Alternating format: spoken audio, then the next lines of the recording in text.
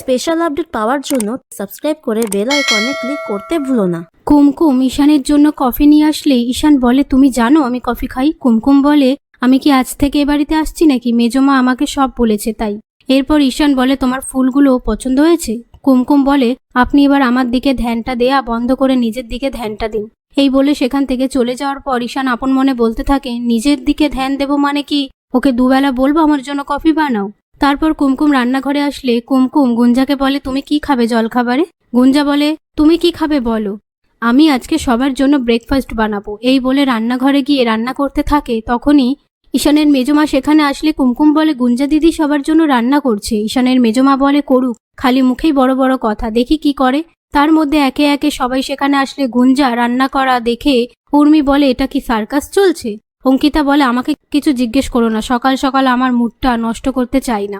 এরপর ঈশানের মা কুমকুমকে রান্নাঘরে দেখে রান্নাঘর থেকে টেনে বার করে এনে বলে, প্রথমে রান্নাঘরে ঢুকবে, তারপর সবকিছু দখল নেবে। এসব কথার মধ্যে ঈশানের আম্মা ভাত কাপড়ের কথা তুললে ঈশানের মা বলে, আমি ভাত কাপড় কিছুতেই হতে দেব না। এই নিয়ে তর্কাতর্কি করার সময় ঈশানের মায়ের মাথা ঘুরে গেলে সবাই ঈশানের আম্মাকে বোঝায় যাতে ভাত কাপড়টা না করতে।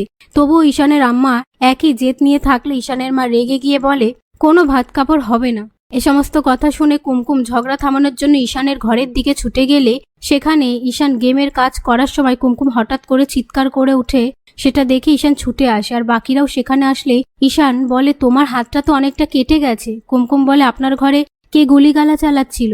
পাশ থেকে ঈশানের মেজমা বলে, ওটা আসলে ঈশানের কাজ। তারপর ঈশান কুমকুমের কাটা জায়গায় ওষুধ লাগিয়ে দিয়ে বলে, তুমি এ ঘরে কখন এলে? কুমকুম বলে, মা আর আম্মা নিজেদের মধ্যে ঝগড়া করছে। ঈশান বলে, আমাকে নিয়ে আবার ঝগড়া হচ্ছে? কুমকুম বলে, করছে কারণ ওরা দুজনেই আপনাকে খুব ভালোবাসে, সেখান থেকে তো আপনি পালিয়ে যেতে পারেন না, আপনাকে সামনাসামনি হতেই হবে। ওদিকে ফ্যাক্টরির সবাই মিলে ঈশানদের বাড়িতে যাওয়ার সময় খোকন সবাইকে উস্কাতে থাকে কুমকুম ওই বাড়িতে ভালো নেই, ওদের সুবিধার জন্য কুমকুমকে ঈশান বিয়ে করেছে। পাশ থেকে কার্তিক বলে, যদি এরকমটা হয় তাহলে আমি কিন্তু ছেড়ে কথা বলবো না। এই বলে সেখান থেকে চলে গেলে খোকন রবিকে ফোন করে বলে, সবার মনে বিষ ঢুকিয়ে দিয়েছি। এ কথা শুনে রবি খুশি হয়ে ফোনটা রেখে দেওয়ার পর মিডিয়াকে ফোন করে সিনহা বাড়িতে চলে যেতে বলে নিউজ কভার করার জন্য।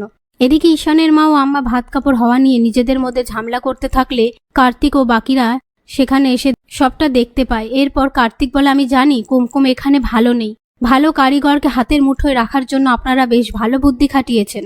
সেই সময় ঈশান বলে, তুমি ভুল ভাবছো, জুতো তৈরির জন্য ওকে বউ করে আনিনি, আমি নিজের ইচ্ছেতে ওকে বিয়ে করেছি। কার্তিক বলে, এখানে এসে দেখছি আপনাদের গোটা পরিবার কুমকুমের ওপর অত্যাচার করছে, আপনারা মালিক বলে এটা কিন্তু আমরা সহ্য করব না।